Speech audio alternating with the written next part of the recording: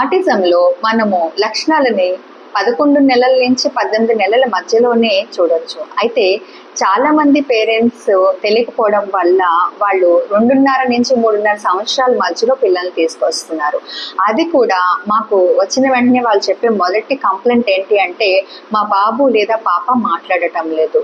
నిజానికి autism behavioural disorder. Guidelines ప్రకారంగా చూసుకున్నా కూడా ఇది బిహేవియరల్ డిజార్డర్. ఇక్కడ చాలా మందికి ఆటిజం ఏదో స్పీచ్ ప్రాబ్లం మాత్రమే అని అనుకోవడం వలన చాలా వరకు మనకి ఈ లక్షణాలను గమనించడం లేదు. తద్వారా డయాగ్నోసిస్ అన్నది చాలా వరకు డిలే అయ్యి పిల్లలకి 3 ఏళ్ల లోపు జరగాల్సిన ఎర్లీ ఇంటర్వెన్షన్ థెరపీ అన్నది సరిగ్గా జరగడం లేదు.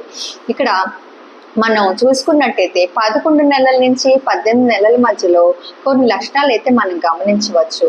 ముఖ్యంగా మీరు పిలిస్తే మీ బాబు వెంటనే తిరిగి చూస్తున్నాడా, అలాగే ఐ టు ఐ కాంటాక్ట్ కరెక్ట్గా ఇస్తున్నాడా, అలాగే మీ నుంచి ఏదైనా స్మైల్ చేస్తే వాళ్ళు వెంటనే మీకు రెస్పాండ్ అయ్యి స్పాంటేనియస్ స్మైల్ ఇస్తున్నారా, అలాగే వేరే పిల్లల దగ్గరికి వెళ్ళడానికి ఉత్సాహం చూపిస్తున్నారా లేదా, వీటిని మనం గమనించాలి.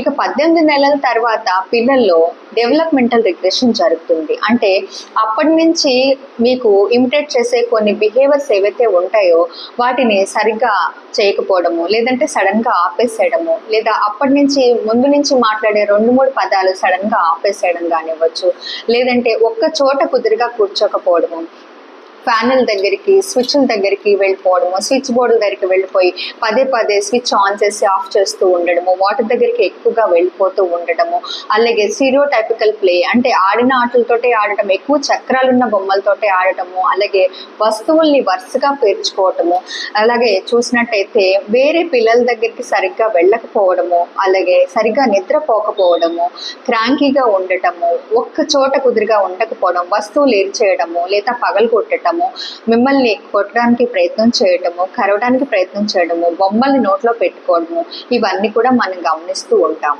ఇది కాకుండా మనం సెన్సోరీ ఇష్యూస్ పరంగా చూసుకున్నట్టయితే పిల్లలు కొన్ని శబ్దాలకి చెవులు మూసుకోవడం, అంటే మిక్సీ లాంటిది, కుక్కర్ లాంటిది వచ్చినప్పుడు ఆ శబ్దాలకి మీరు చెవులు మూసుకోవడం జరుగుతుంది. అలాగే లైట్ కూడా కొద్దిగా ఓవర్ సెన్సిటివ్గా రియాక్ట్ అవ్వడం జరుగుతూ ఉంటుంది. అలాగే దెబ్బ తగిలినా పెద్దగా పట్టించుకోకపోవడం, అంటే దీన్ని ఇన్సెన్సిటివిటీ అని చెప్తామన్నమాట.